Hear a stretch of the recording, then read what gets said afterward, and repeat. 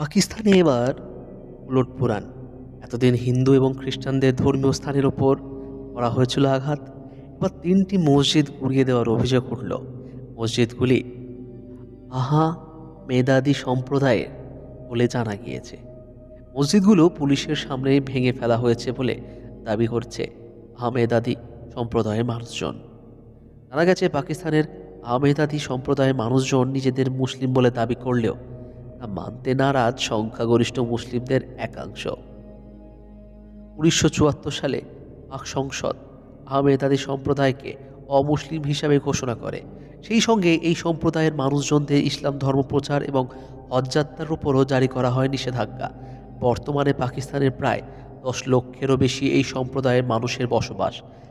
সেই সঙ্গে পাক পাঞ্জাব প্রদেশের পুলিশ এই সম্প্রদায়ের মাঝারের তোরণ সরিয়ে ফেলে বলে অভিযোগ। ১৯৮৪ সালে পাক হাইকোর্ট সংখ্যালঘুদের ধর্মীয় স্থান ভাঙচুরের বিরুদ্ধে জারি করেছিল নিষেধাজ্ঞা। হাইকোর্টের এই নিষেধাজ্ঞাকে বুড়ো আঙুল দেখিয়ে ভাঙচুর চালানো হয় বলে দাবি।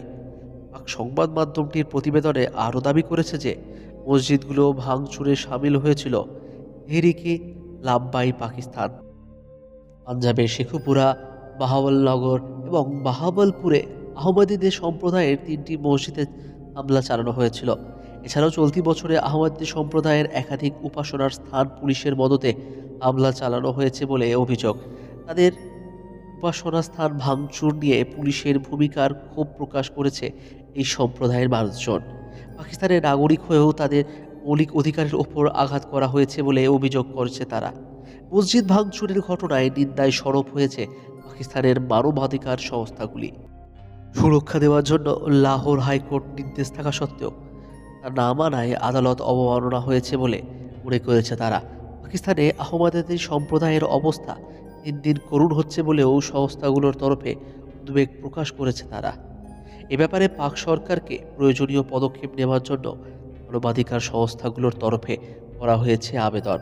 পাকিস্তানের সংখ্যালঘুদের ধর্মীয় স্থানের ওপর হামলা নতুন কিছু নয়। গত কয়েক মাসে পাঞ্জাব প্রদেশের হিন্দুদের একাধিক মন্দিরে দুষ্কৃতী হামলা ঘটেছিল। বেশ কয়েকটি মন্দির গুঁড়িয়ে দেওয়ার ঘটনাও ঘটে। মন্দিরের পাশাপাশি হিন্দু সম্প্রদায়ের ওপরও নেমে এসেছে অত্যাচার। পাঞ্জাবের শেখুপুরা, বাহাওয়ালনগর এবং বাহাওয়ালপুরে আহমদীদের সম্প্রদায়ের ৩টি মসজিদে হামলা চালানো হয়েছিল। এছাড়াও চলতি বছরে আহমদী সম্প্রদায়ের একাধিক উপাসনার স্থান পুলিশের মদতে হামলা চালানো হয়েছে বলে অভিযোগ।